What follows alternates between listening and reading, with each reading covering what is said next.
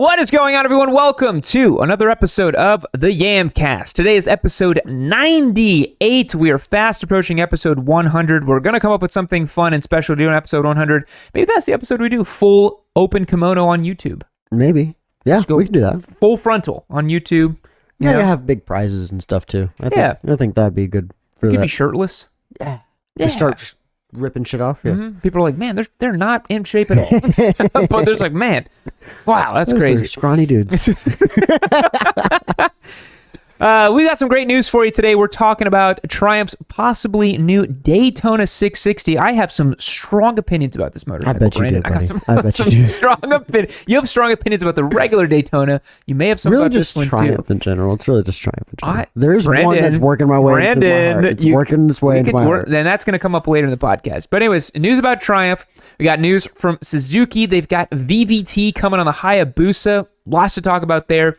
We have the Arc Vector, a crazy motorcycle that is of the electric flavor. Is that right? Yeah. A $100,000+ electric bike we want to talk about a little bit? At least the base model's that much, but yeah, we'll get to that. Yeah, we got to talk about that.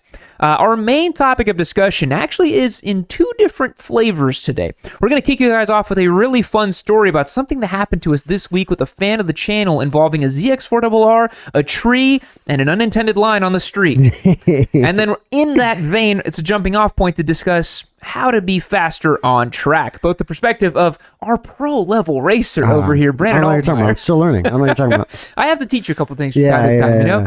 And the perspective of yours truly, Papa Yam, who has put his time in the saddle on the track and is working his way up in the club racer ranks over here, trying to get those freaking lap times really down. Climbing the ladder. I'm the second fastest guy on our team. Look at that. There you go. We're feeling good about that. And the final bit of the Yamcast today is the Ducati meme contest. We had the boys over on the Discord server drop in their best Ducati memes. We're going to rate them. We're going to rank them. And then the best one is going to win a $100 Yami Noob gift card prize. If you want to join everything we're doing here on the Yamcast, go over to yaminoob.co, become a member. You'll join the Discord. You'll get access to everything. You'll get access to this about a week before it goes live and a bunch of great content as well. Discounts on all your purchases and all great stuff like that. Without further ado, let's kick it off into the show. All right, everybody, let's kick it off with what everyone wants to talk about, the Daytona 660. Brandon, do you know anything about this? No. Okay, so I'll catch you up to speed here because you don't know anything. I have to teach you everything around here. It's Triumph related. Oh my goodness, I guess it is. Okay, so Triumph came out a few years ago with their Trident 660. Have you heard about this bike? Yes. Right, so the Trident 660 is a 660cc kind of upright naked bike designed to compete with the MT-07. It's kind of like this bop around naked bike. Priced pretty well, triple cylinder motor, 80-something horsepower. Nice little bike. We had one as a giveaway bike. Peachy thing. Okay. They've taken that platform and they put it in the Tiger Sport 660. Okay. I think, did you see the blue one that was here when I had it, or no, it was before you started? It's like a little sport touring bike thing. Okay. And now it appears, if we look at this video here, that we're going to get a Daytona variant of this bike.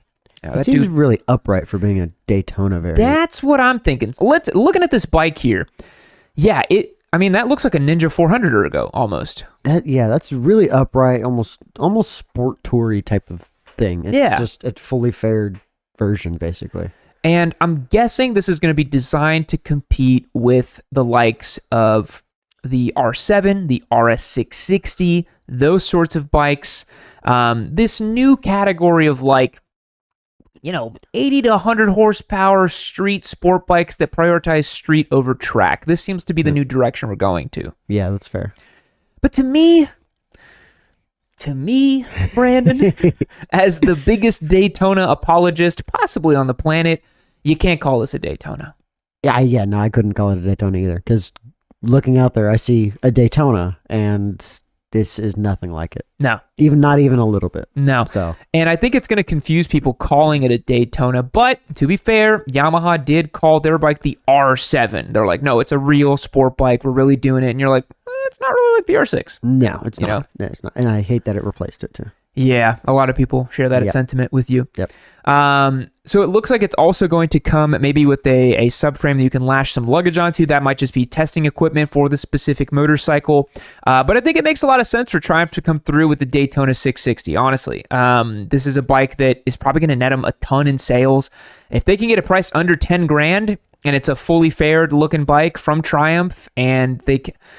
God, I'm like, why call it a Daytona, man? You're stuck on that. Daytona. You're stuck on that. You're going to go home and stare at your Daytona and be like, it's not a Daytona. It's not a Daytona. Because the Daytona was always the freaking no-compromise track bike, you know? But, I mean, the same thing can be said for the R bikes from Yamaha. The R6 was a no-compromise race bike. This guy's not even dragging his elbow. It's not a Daytona. He's wearing high-vis, for God's sake. What a dweeb. It's Daytona. It's not a Daytona.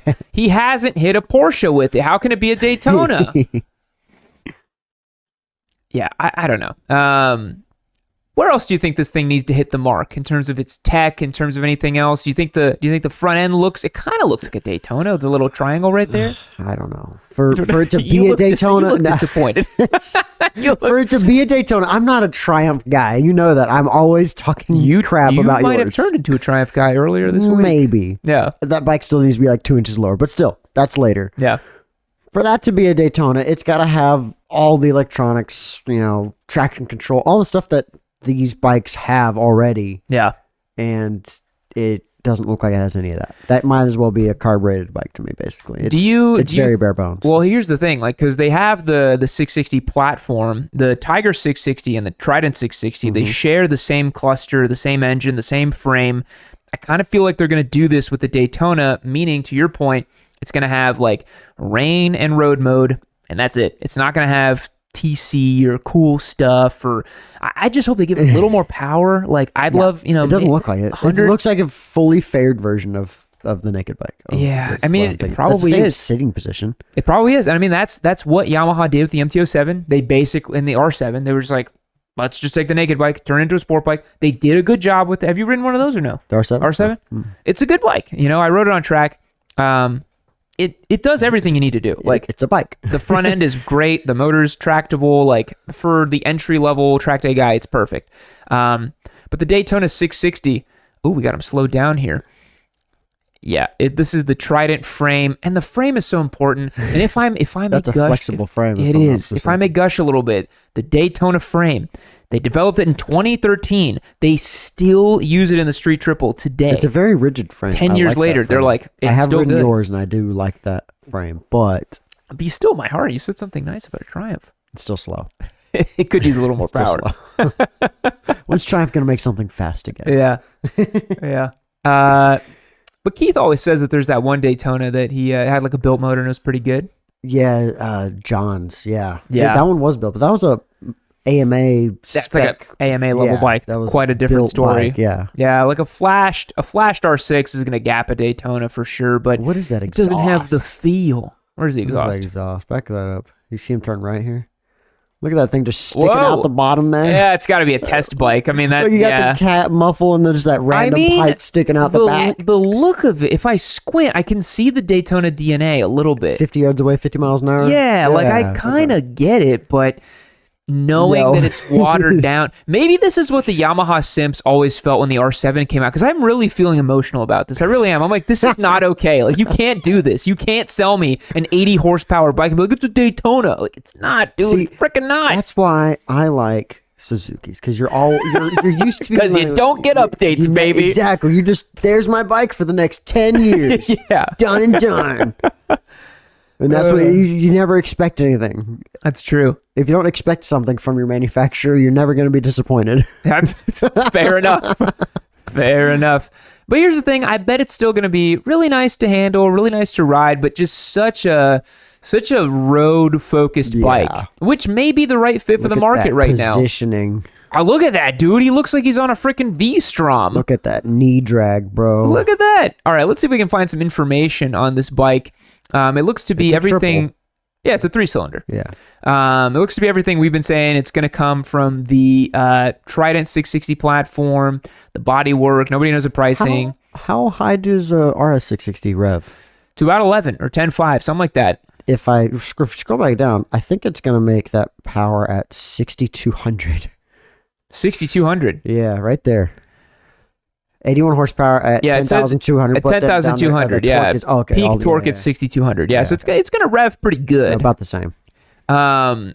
It's interesting because I don't think these are going to be class legal for twins bikes because of that extra cylinder. So even if and I don't think anybody's going to race this thing, honestly. No, it doesn't look like it at all. No, it's a totally just like a street bike. It kind of feels like an SV650 kind of bike. But it makes the triple sound, which is cool. I'm still holding out hope. Still holding out hope we're going to get a real race bike from them someday. It's all the Moto 2 stuff they do. You would think. Why don't they give us like 150 horsepower triple that's like zooted to the moon and ready to race? Why don't we get that? Why not? You had your chance. You made the Daytona 765 Moto 2 edition. Actually pretty not great at all. No, it was just it was kind of a letdown. It was a street triple with like carbon bodywork. I'm like, cool. Thanks. It revs to 12,000. Yeah, thanks. Cool. That's what I want. Yep. Yeah. The closest I've gotten to that was the MV Agusta F3 800. That was like the tits. That bike was really good. It revved to like 14 and a half. I like a good Gusta. I like a good Gusta. They're nice. They're nice. Yeah. So that's the Daytona 660. If it comes out, you already know I'm going to try to get my sweet little paws on one because I'm going to have to render an opinion. And it'll be fine, but I'll be grumbling the whole time about it. I feel like you will, but you just be like, Triumph. I'll have to do like a track comparison. You're like, well, your bike's prepped and it's race bodywork and slick. It's not the same. It's not the same. Not the same. Yeah. All right, moving on to our next bit of news. It's from Suzuki, Brandon. So I know you're going to be excited. You're so excited. Suzuki has patented a VVT Hayabusa. How does this make you feel? This isn't new technology. I don't know why. It's not new.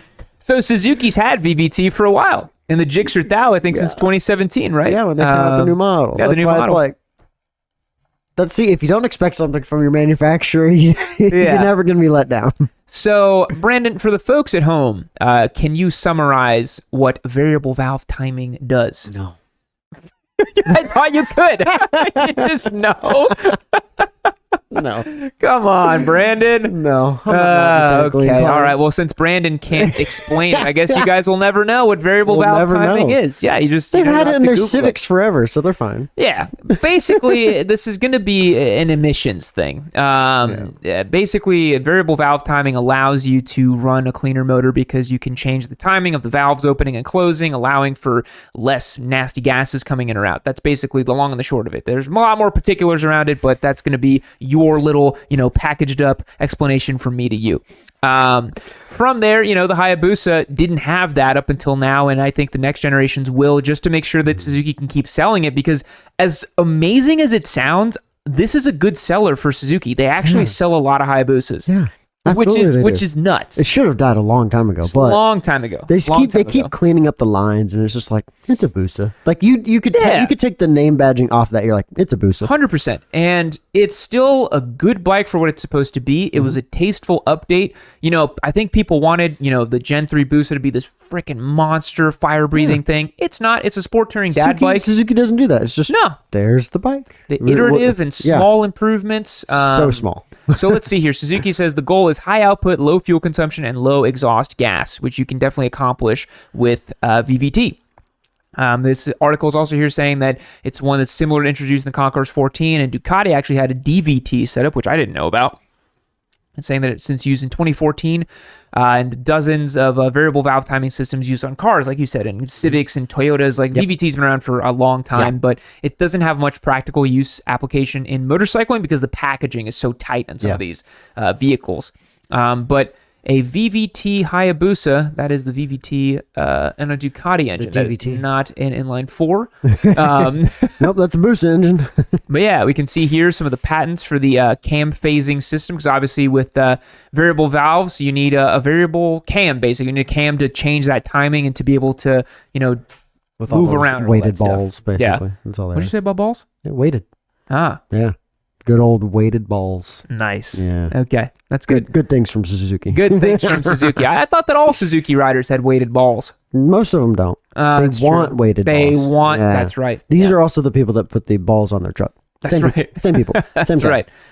So the article here says it's a system that lacks the finer electronic control of a hydraulic cam phaser, but was developed for the company's title-winning MotoGP bike because electronic and hydraulic VVT is specifically banned in that championship. So look at that, folks. You are still getting MotoGP-derived technology down to your freaking Hayabusas, baby. How good does that feel? It's gotta feel good. I'm so excited. Yeah, I know you're excited. Because I'm just dailying my Hayabusa right now. Listen, Brandon, you kept talking about how you wanted to daily a V4R, okay? I wanted to so much. So how silly would you feel when you ride a Busa? Have you ever ridden a Busa? Yes, I've ridden a Busa. Not your Busa. I've ridden a Busa. You need to ride it. You need to ride a. It doesn't my Busa. work.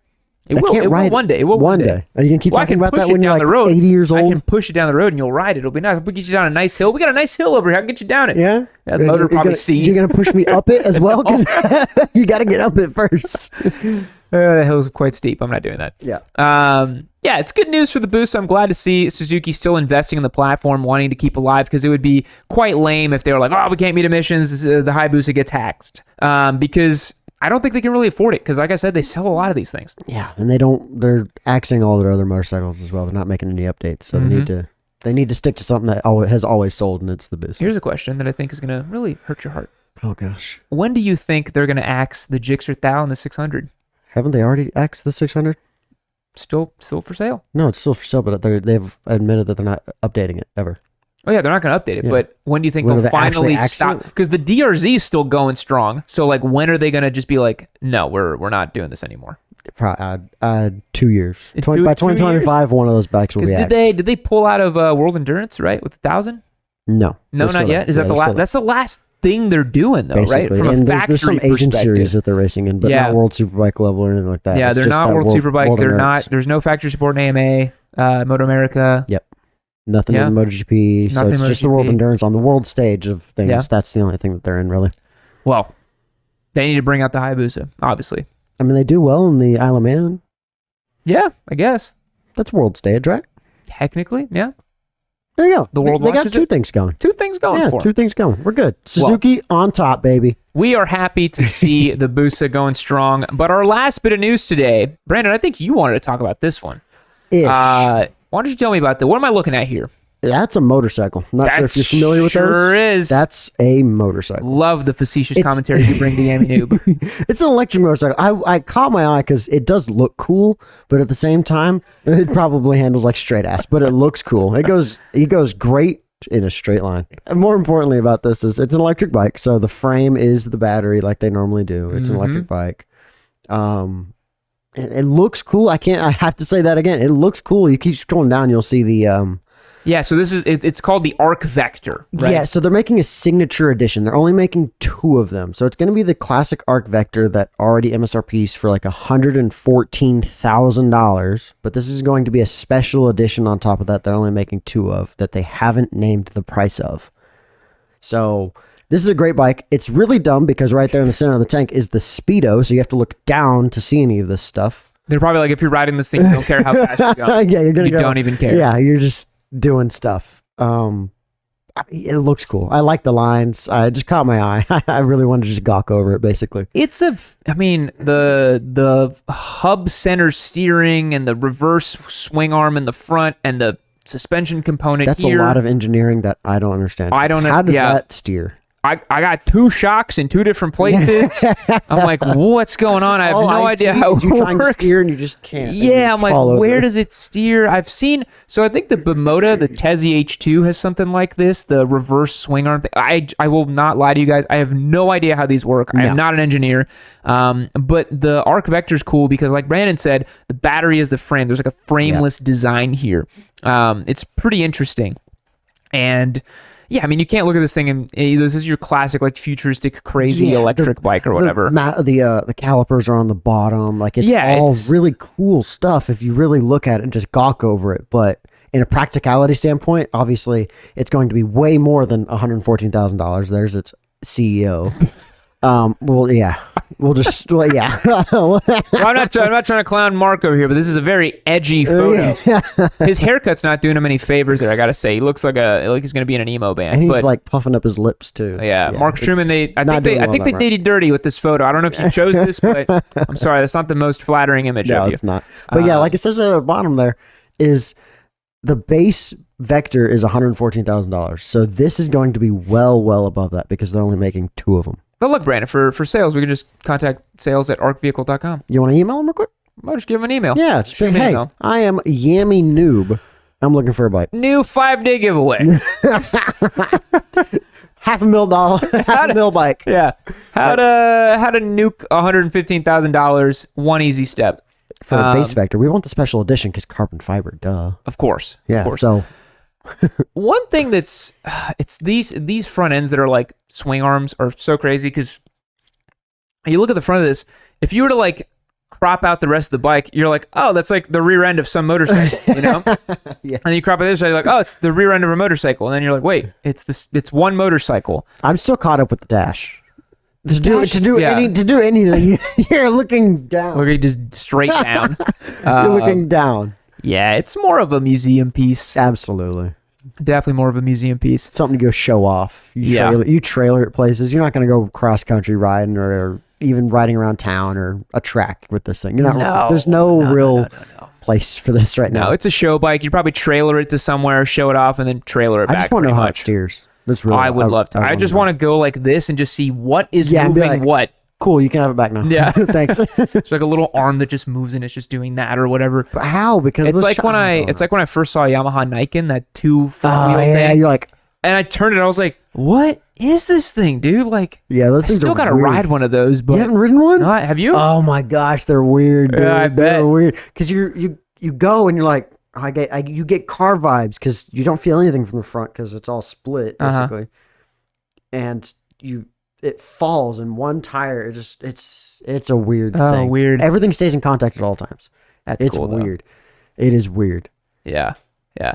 Well, that's the 2024 Arc Vector Founder Signature Edition. If by some chance you were watching the Yamcast and you were going to pick up one of these bikes, shoot me a message. Would love to chat. Would love to see one of these in person. Like Brandon said, I need to figure out how the hell they turn the front wheel. Just a base Vector too. If you've bought a base Vector, Yeah, and for there's sure. have It doesn't need to 114 be grand sitting Founders around. Edition. Yeah, No, I'll take we just want to see your bike. Let us see your bike. See it for sure. Absolutely. So that's going to be all the news for this Yamcast. Now we're going to move on to the point of discussion and a bit of story time. All right, folks, this is the main discussion topic of the Yamcast. We're talking about how to go fast on track and how to get better at riding. But Brandon, we have a good story to segue us into this, right? Something that happened to us this week. A bit of a story. Well, I guess we'll start off just what our day was. We were doing the Scrambler versus Scrambler. That's Ducati right. And Triumph. My desert sled, personal bike, beloved motorcycle of mine versus the new kid on the block, the Triumph 1200 XE. Yes, Nice a little bike that motorcycle. is slowly stealing my heart. That's right. You actually ended up enjoying a Triumph. I did. It was a bit boring when we started going back home, though. I will admit. But it was very stable going 100 miles an hour for being as big as it is. Well, it's because you're on the highway and you're like, it's not a V4R. Yeah. I can't just... Well, that and it was straight. It's 130. It's straight. Yeah. There's nothing to do. But So we're out filming. You and I, we're on a nice twisty road. We do a little dirt loop, which was fun. Then we come back. We're sitting at a gas station, and a gentleman comes up, right? yeah, gentleman comes up, big fan of the channel. Yeah. Wants to talk, have fun. We realize he has a ZX4 with a full system exhaust. So That's right. Of course, we have to go see it. A full Yoshi, right? Yes, full Yoshi. Full Yoshi pipe. Carbon exhaust. Yeah. So we're like, dude, we have to check out this bike. Yeah. We go step outside. He's like, dude, I got it, because I watched the channel. Big fan. It's a new rider, 3 months of riding. Yep. Very important. Started in May, if I remember. Started in May, yeah. So we're checking out the bike. He's starting it up, revving a little bit. I'm like, dude, that's awesome. And we're gearing up. And I don't know what came over me, but I was like, hey man, like just you want to roll with us a little bit? We're gonna roll down Lime Creek, which is a fun twisty road here in Austin. I was like, yeah, just tail behind us and you can come, take us for a ride a little bit. Because generally you don't do that. No, I You generally generally have a rule that you don't ride with people. yeah, I kind of have a rule that like I'm very particular about who is riding with me. Yeah. Like you ride with me because you've been riding for 20 years. Nothing's gonna happen. I don't know, I'm new, man. I'm still learning. That's right. You don't know what you're doing. I gotta teach you how to brake, Brandon. Exactly. Jeez, Yeah, I just don't know how to brake. embarrassing. But no, I just turned to this guy. I was like, man, he's a nice guy. We Yeah. talked to him for a while. I was like, He's a good guy, yeah. just follow along with We us. were watching a drug bust with the cops, and we were just having a That's good time. right. Yeah, we were at the were. gas station, and there's like a drug bust happening. We're like, let's just get out of here. So I jump on the sled. You jump on the Triumph. He's revving the bike. He's feeling good. Yeah. And I was like, yeah, all right. So we take off. you know, the road it's a kind of straight road for a little bit, and then the twisties really start coming at you really fast. You go down this big hill and you start carving up these like 180-degree corners. It's a nice proper Me and twisty you road. were starting to have a bit of fun with it, push a little bit. You know, it's like, all right, we're on, scramblers, so we're not hauling the mail. Yeah, we're on knobby tires. Yeah, exactly. So we're having a bit of fun, and I'm looking on you a little bit. I'm like, Brandon, break a little deeper. Yeah, you're you're talking crap to me the whole time. I'm looking at my mirrors, making sure that our friend now is still there. I'm like, oh, I don't want to lose him. And I make the comment right as we're passing this fantastic location that, yeah, he's still there. He's doing great. Okay, sweet. Awesome. We'll slow down up here and everything like that. Yeah, because I asked you on comment, I was like, hey, is he still behind? Because I don't have mirrors on my bike. I was like, yo, is he still behind us? You're like, yeah, he's right there. Yeah, awesome. Exactly. So we go down for maybe 100 more yards. I look back and I'm like, he's not there anymore. What happened? Did he turn around? And I was like, no, that doesn't make any sense. Yeah, my heart started sinking. I was like, oh shit, he was just there. Now he's not. Yeah. I was like, wow, we got to turn around. So we went back well ways away, like almost back to the gas station, basically. Yeah. And didn't see him. We're like, I guess he turned around. Yeah. And you started compliments, and you're like, he must be a smart guy. Like, he just flipped around somewhere. Absolutely. But it was like, where did he flip around, though? Because it was kind of tight. And so we're like, it didn't make any sense. We're like, all right, whatever. So we turned back around, coming back to the shop, and we started having more fun because now we're used to the road. So we're now it's just me and hauling you. more mail. Hauling more mail, and I come around a corner, and he's there in the middle of the road. Helmet off, covered in dirt. And I was like, oh no. Yeah. Immediately slammed on the brakes, went off the road because we're on scramblers. I knew exactly what had happened at that point. Yeah. And once I saw him, I was like, oh no, dude. Oh no. So made sure he was fine. Yeah. Because that was the big thing. He was walking. Talking. He was more embarrassed than anything else. Yeah. He was, mentally shooken up a little bit, just kind of like, it was his first crash. Dude's been riding for 3 months. That is like such a bad place to be. It's a big thing to deal with. It's a big thing. But miraculously, his bike basically went through a tree, right? Like a bush. Yeah, it was a big bush and tree. Big thick tree or a big thick bush or a small tree. Yeah, big thick bush, baby. Yeah, big old thick bush. Big bush. Pull up these pictures. Yeah. Right. So the young gentleman, his name is Nigel. He actually joined our Discord server, which is pretty cool. And he posted up here because I kind of told him we're going to get into how the day went with him. And I was like, dude, the least you can do is join the Discord server now. So he dropped the story here. And this is the bike, unfortunately. And honestly, Brandon, I think it fared pretty well. For taking a tree to the face, it fared well. I mean, you can tell the face is just like... He rode it in the dirt to this spot right here. Yeah. It was quite a ways away to this concrete spot, but... It rode. It still worked. It still worked totally fine. We looked it over. It didn't leak any oil. Nope, no gas, nothing. The levers were all in place. A little bent, but the shift levers were everything. You could ride that bike. You could ride it. It just took a tree to the face. And there he is actually riding it. That's before. That's before. Yeah. So that nice Yosh pipe on it. Yeah, you can actually. Let's go back and check that out. Look at that Yosh pipe, bro. Yeah, look at that. Boom. Looking good. It sounded sick. We really cool. To do that. Yeah. We have to do that. So yeah, the poor guy's now in a bad way. We pulled off the road. He was already very thankful of us being like, oh my gosh, thanks for stopping. I was like, dude, what the fuck? Of course we're gonna stop. Yeah, we're not gonna leave. I told Brandon later. I was like, how much of a douchebag? I was like, all right, bro, see you later, dude. Good luck. I hope you get an ambulance or a tow truck. Have fun, man. No. So I turned to Brandon and I was like, hey, I'm gonna go grab my truck. We'll get his bike loaded up. You stay with him in case he gets worse or whatever. He seemed to be fine. It's like his shoulder, right? Yeah, he's like, I don't know, my shoulder hurts. I was like, you went through a tree. you fought a tree and won. I mean, yeah, you're gonna be sore. You're gonna be a little sore. So you left. I called my dad. I was like, it's gonna be an hour before you get back, basically. So I called my dad, had him bring some water so we weren't sweating. Because weirdly enough, it was right near where your dad worked, which was exactly nice. So your dad was able to get there, some waters. I went and got my truck. I came back, loaded the bike up. Put him in my truck. You followed me with him back to his place. And at this point, he was like, dude, thank you so much, blah, blah, blah. And I kind of asked him in the truck, I was like, hey, man, so what happened? Like, what do you think caused this so that next time you're riding, you can maybe think about it and be like, I don't want that to happen again. Mm-hmm. And it's the reason why I wanted to have this conversation. The main discussion point is because he was talking about, he was like, yeah, I was going in the corner and I just didn't make it, man. I was going too fast and I went off. And I was like, well, did you try braking and just like try to make it? And he's like, no, I didn't hit my brakes. And I was like, dude, like, you gotta at least try, you gotta try to make the corner, man.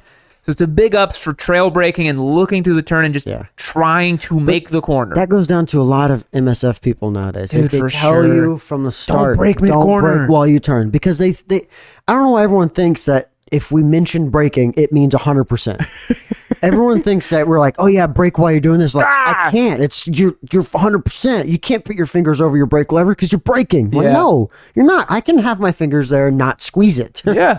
It's pretty simple. But you can also very lightly drag it and do whatever you need to do. Like, there's a percentage to this. It's not an on-off switch. There's a percentage to it. And most people never get to 100% brakes anyways. No. You know how hard that is? Especially with ABS systems nowadays. If you get even near 100%, it's like, nah. Yeah. It's going to stop you. Yeah. So once I found that out, I was like, man, I think we should talk a little bit more about this on the cast. Because although like I feel bad for the guy, it's a great learning experience and a great learning example. And I think he hopefully will walk away from it being like, I know what I'm going to do in the future, you know? And also he's going to have the first Street Fighter ZX4, baby. Hey, we were pushing that hard because it still sounded good. The exhaust was pretty much untouched. It's a legit Street Fighter. He crashed it and then turned it like Street Fighter. Straight up Street Fighter, bro. Come on. Absolutely. So, Brandon, let's talk about it. So from your perspective, what's the first thing people should focus on if they want to ride safer and faster and better? Realize that not every input that you put in is going to be 100%. It's probably the best thing. So there's subtlety in all the inputs, right? There's small to everything. Even on the highway when you're driving your car, you don't go 100% left, 100% right. You don't stab the brake. Exactly. You don't stab brake. You don't stab gas. It's the same. It's you modulate everything with as much precision as possible. I mean, we're working even with you at the track, just relearning how to feel the bike and what's going on helps in immense amounts. Folks, I was 1.4 seconds off of Brandon's time last time. I'm almost there, baby. I'm almost there. I set a banker lap in the morning. I'm like, all right, there you go. You just showed up and did one session. You're like, there's your reference point. Like, thank you. Have Appreciate fun. Same bike. They can do it. Clearly.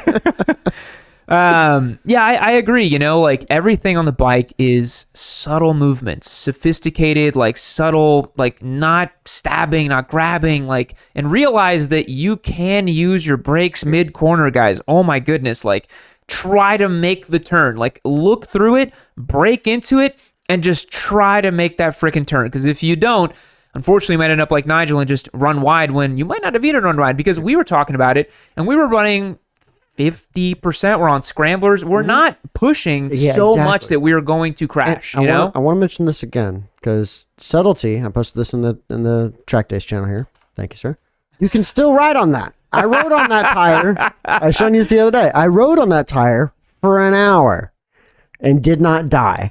Yeah. So subtlety is key. Now, this is an extreme example. Yes, this is a very extreme example. On an endurance bike 600. Possible. Crazy. No, this is 500. That's a CBR 500. I thought this was a big bike. This is a mini bike. So there's subtlety matters. You can do it. You have to learn. I mean, even I went out on our Endurance 400 on those smoked tires. Yeah, you just started showing the beginning stages of this. Yeah. And you're like, it's smoked. And I was like, I mean, yeah, technically, I wouldn't ride on it either. But if I had to, you can go further. You and Keith maybe go back out there, do just a couple more laps. Yeah. I don't feel good about this. We were like, yeah, just, dude, you're such a bitch. And then you went out, and the moment you went out, we're like, he's an idiot. I don't know why he went out. I don't know why he did that. You came in, you're like, there's no way, man. I'm like, yeah, I don't know why you went out. It was a horrible decision.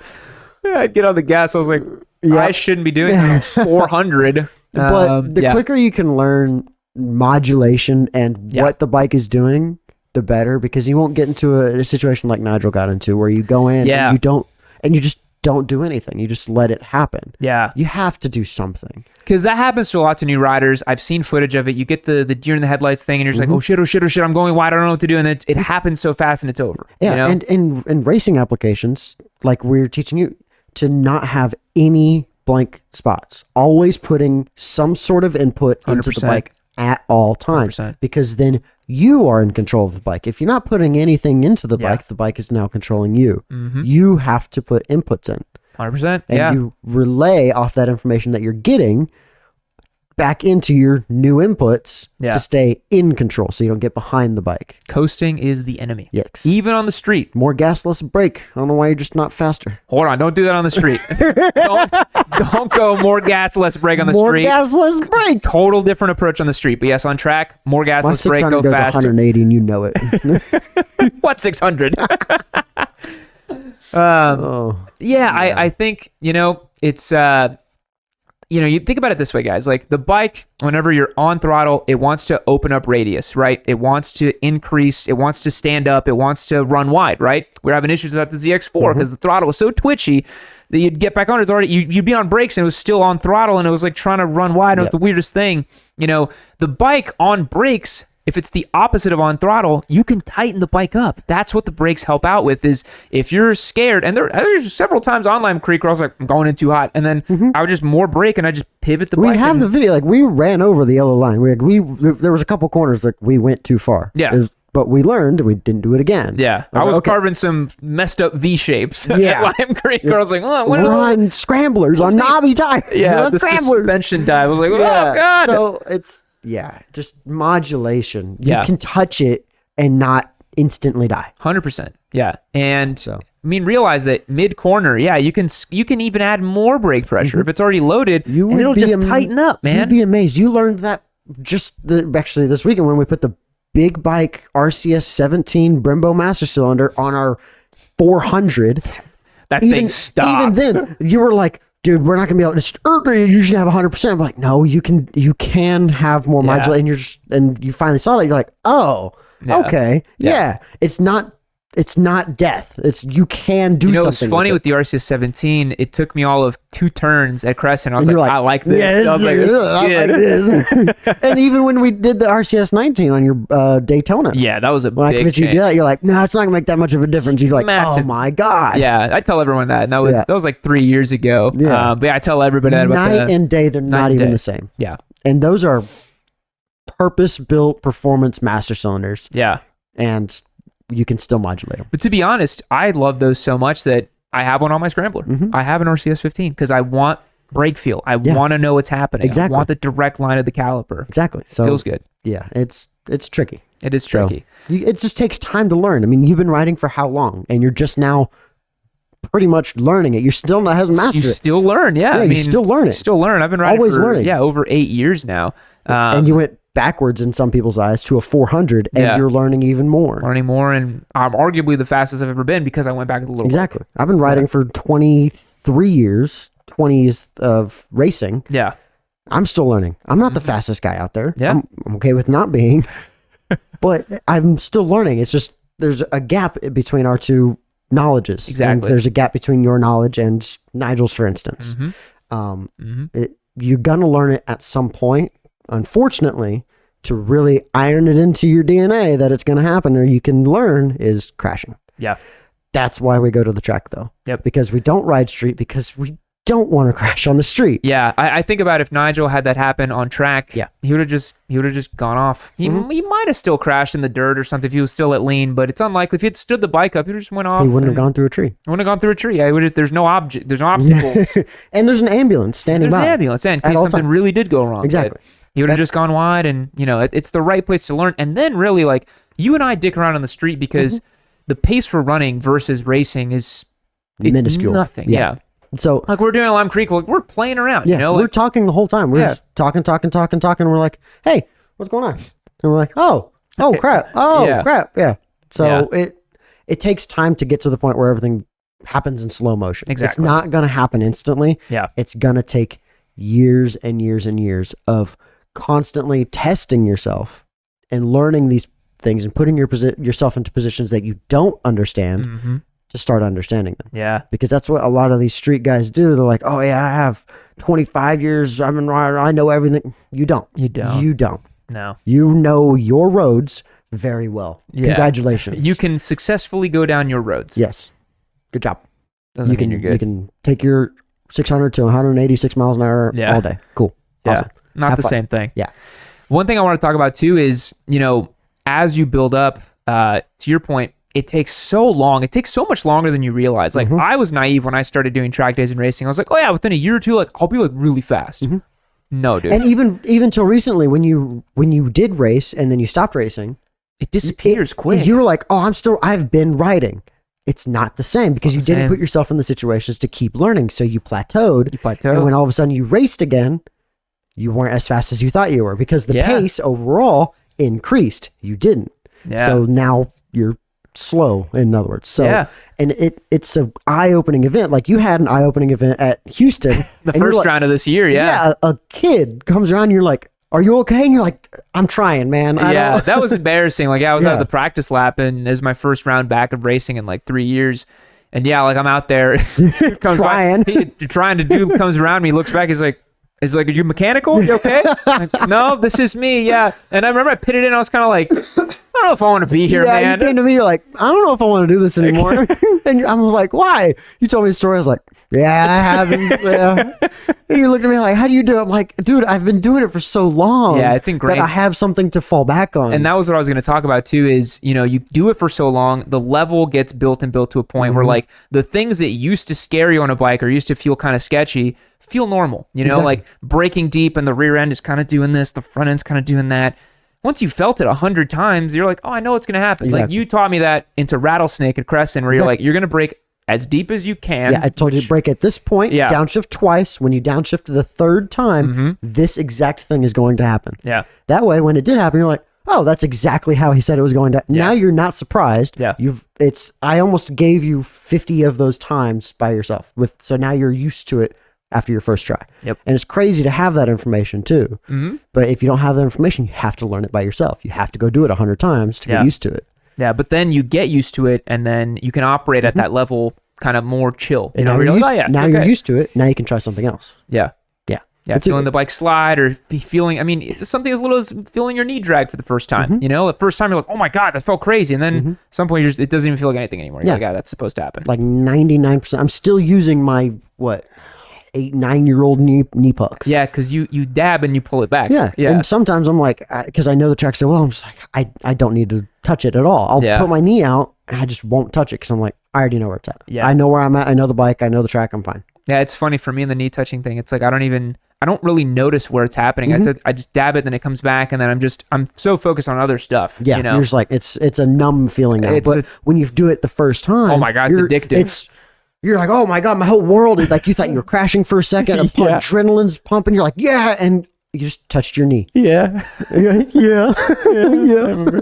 I actually dragged my knee for the first time at Crescent in 2016, I think it was. Around, I don't know the name of the corner, but the one before Ricochet, that big, long, going counterclockwise. Oh, wagon wheel? Wagon wheel, yeah. Going down the hill, up the hill? Up the hill, yeah. Yeah, it was right there. It was actually on the Daytona, and I felt it. I was like, oh my God, I'm so cool. I'm so cool. It's a great feeling. That's cool. Because you initially think you're crashing. Yes. But then all of a sudden you're like, wait a minute, I didn't die. And you go back in the pit, you look, and you're like, oh, guys, look, I dragged my knee. Yeah. I dragged my knee. And it's a cool feeling. It's hard for me to sympathize with that because it's been so long. But it is a cool feeling when you really think about it. It's a cool feeling. Yeah. But very quickly, when you're focused on goals, it becomes numb. Yeah, when you're focused on a lap time or a specific thing you want to feel or get better at, it doesn't really matter. Braking, whatever it may be. Yeah. Just you get used to it, and that's what you're learning. So now all of a sudden you're not focused on whatever experience you had. Yeah.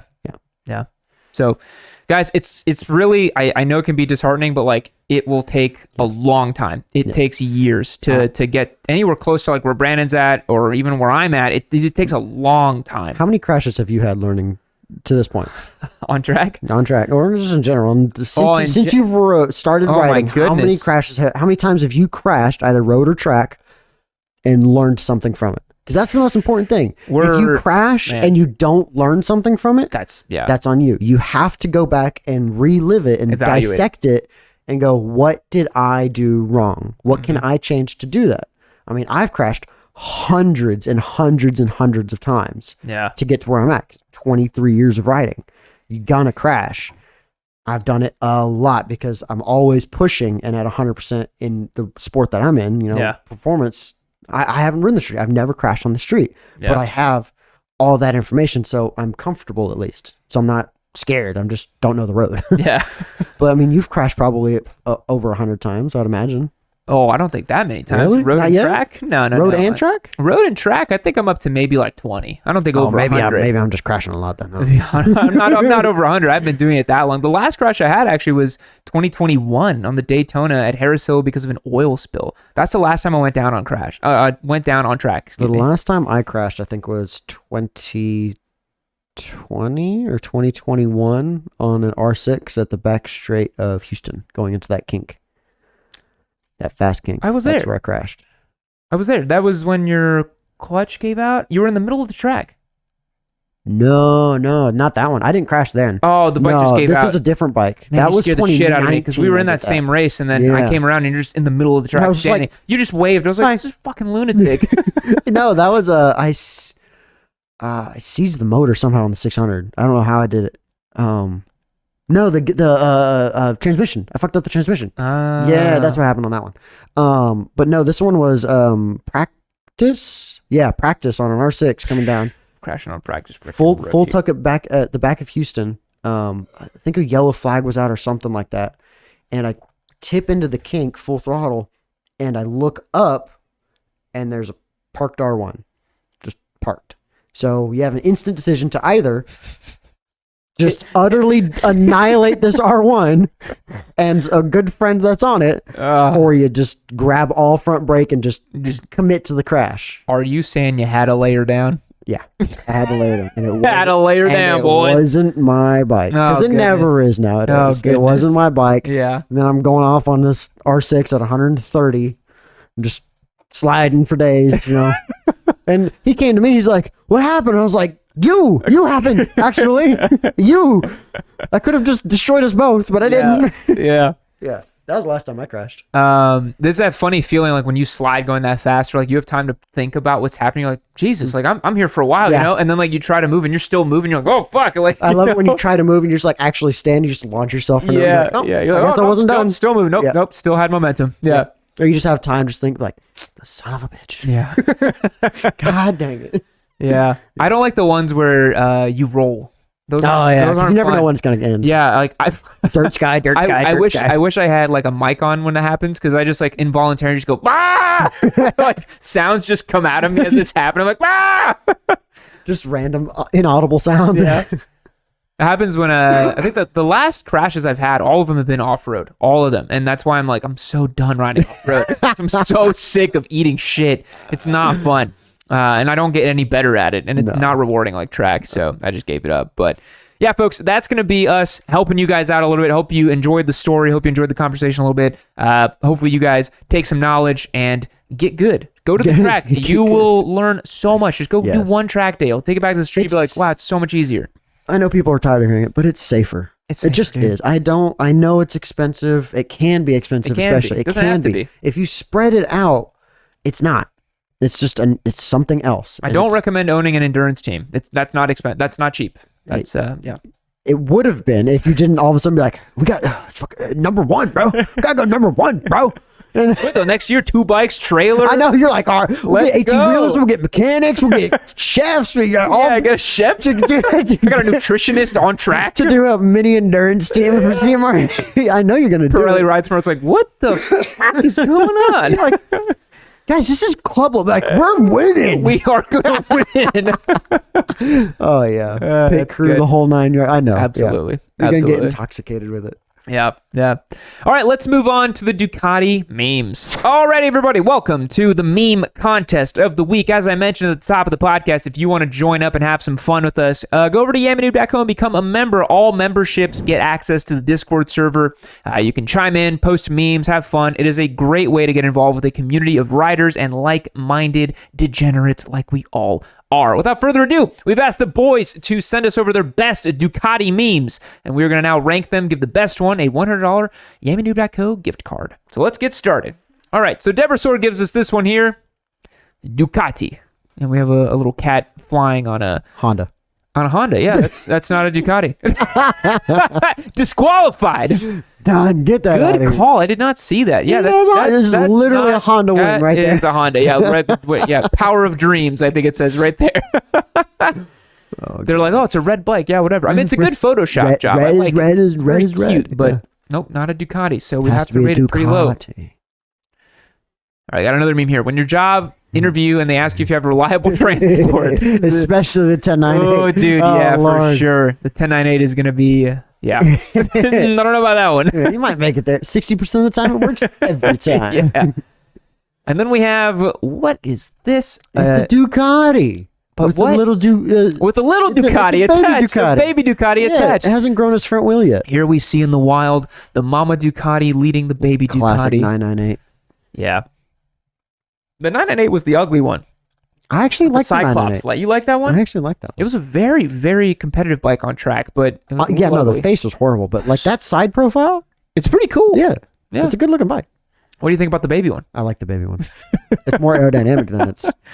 What is something in there? Do you think like his dog or something?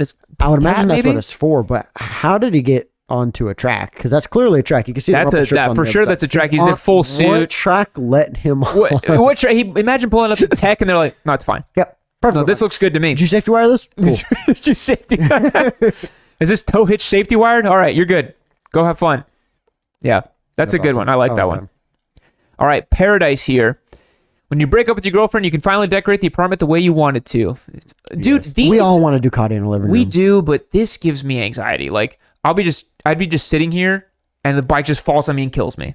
But what better way to go out? How did Yams die? I don't think he would go out. I think his 1098 on the wall. You would just turn into a vegetable because I go right into your spine. I'd hope I died, dude. That's a rough way to go. I mean, at least you died with your cat.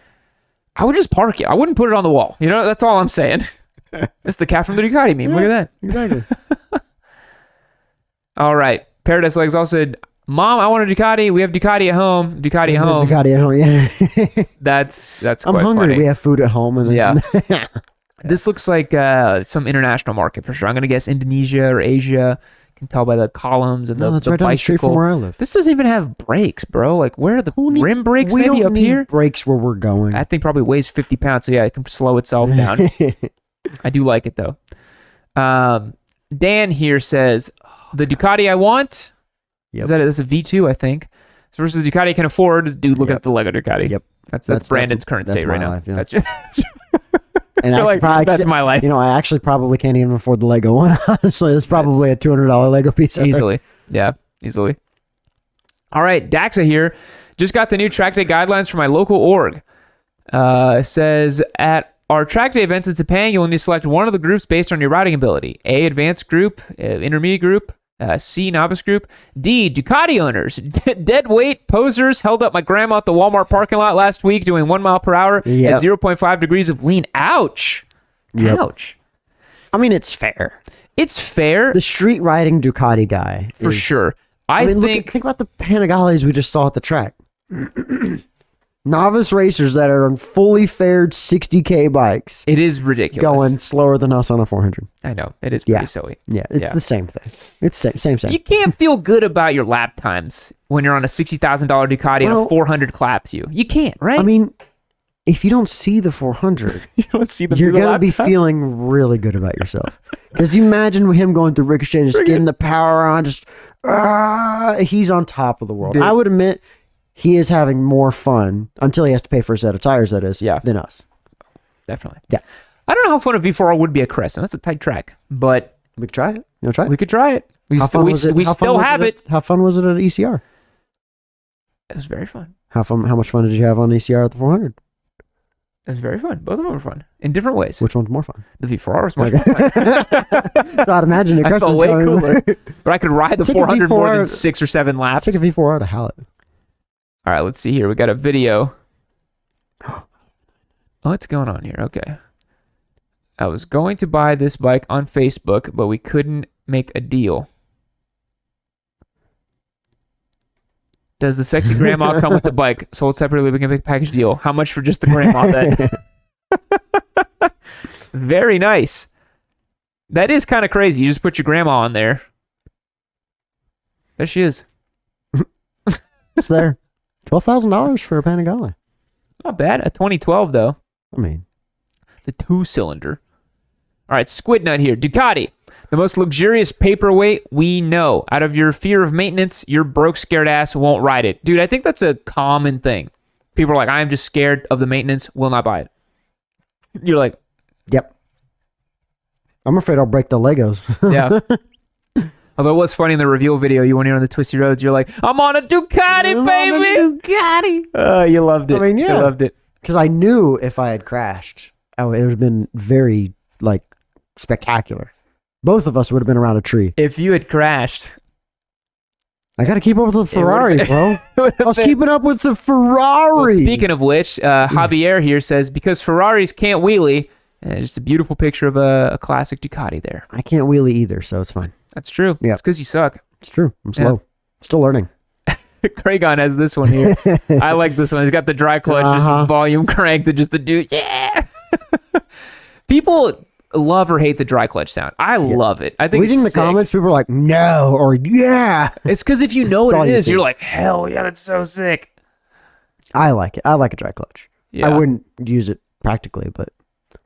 Mr. J. Logan here, the same meme. Oof. Same meme as the other one. He posted first, so we saw that one. All right, so have here, I have his username. I can't see it for some reason, but that's okay. I'll go find it. And we have the same thing. It says, because Ferraris can't wheelie. And then he copied it because I think we were on a little copy streak here on the Discord. 427 Batman. 427 Batman. This is Sacred King. Sacred King here with the meme, a Ducati rider enjoying Sydney traffic in summer. Yes. Because every video that we did, I was just like, I am dying right now. It's such a hot bike and so hot here in Texas. This one's pretty good. Ball sweat. Just Ducati things. Ducati stuff. You know, they've been doing it for years where they route that pipe back there, and it doesn't matter what they do, the bike's just hot. Yeah, because the heat's not coming from there. It's insane. Put the exhaust right next to me. It's still going to be just as hot. They're like, it's coming from that piston. Put the head right here. Yeah. And you're like, it doesn't matter what you do, it's going to be hot. I'm waiting for the day that someone blows their Ducati and a cylinder just goes straight into the nutsack. So that's what I'm waiting for. Yeah. Mr. Drifterino, Dad, look, I'm a Ducati, LOL. Winglets go young. This is so messed up. These winglets on this S1000, God. These look so cheap. Well, duh. They're stick-on That's the what old we used generation. To think about just winglets in general. When they first came out, I was like, what are we doing? Dumb. And now, like, everyone has them, like, I guess they just look like that now. I don't like it, though. There. At least the Ducatis proved that they were functional. How much do you say we made this year? Yeah, that's cute. Now change my fluids. Yeah, honestly, it is kind of a dom sub relationship with the Ducati. To be perfectly It did take honest. an hour to change the left cluster, left handlebar cluster. Revan Evan here with a topical meme. Says Jamie Baco. There's me, a couple people, V4R, then everybody. That's how the Discord's felt, dude. There's been so many people just flying in. I think we signed up like 400 new people in the last 3 days. It's nuts. Yeah, it's nuts. Whale Man. Have here the Ducati V4R, Ducati dealership, Mario looking happy, and then looking sad. The service center. Yeah, the service center. Yeah, like, oh, you're happy with the Ducati, and then at the service center, you're like, oh, God. Mm-hmm. It's true. It is true. The service centers will just destroy your wall. And you don't, I mean, the V4R, you do not want to do that work yourself. No. That's why I would go, hey, it's no worky, now fix it. That's how long I would ride it. This one's good. I like this one with the dog with the V4R. Yeah, and then over here the H2. How all of a sudden we're like V4 and it just the left H2, the H2. Like, what about me? I do like how we did that. This is such a good meme format. It's a classic one. All right, Cookie here. That moment you realize a drug addiction would have been cheaper. Yes, every single time. Yeah, and that is a Ducati, so it does count. I do like it. Every time I try to think about buying a bike, that happens. Yeah.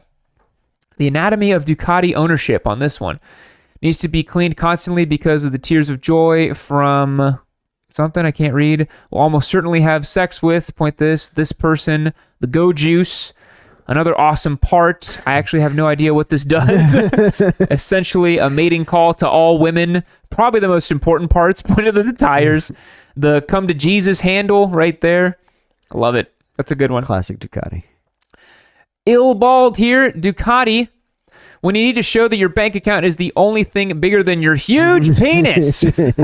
Absolutely. The Superleggera. Oh, how good do you think that thing would be, dude? Oh, so good. I think it weighs like 340 pounds. We don't pounds. have to give it away. That's a Superleggera. That's not a V4R. I know. Yeah. That's a $100,000 bike. Uh-huh. Who's buying it? That's right. Rock, paper, scissors. Antidepressant. Ride twice a week. If no improvement, ride faster. More gas, less brake. We just talked about That's that. right. I like that one. All right, Reverend Evan with another one. Oh, I got to full screen it, and it's a video. I did not realize that. When you ask her if she's ever ridden backpack, and she say, yeah, my ex had a red bike, a V4 something. In Daytona.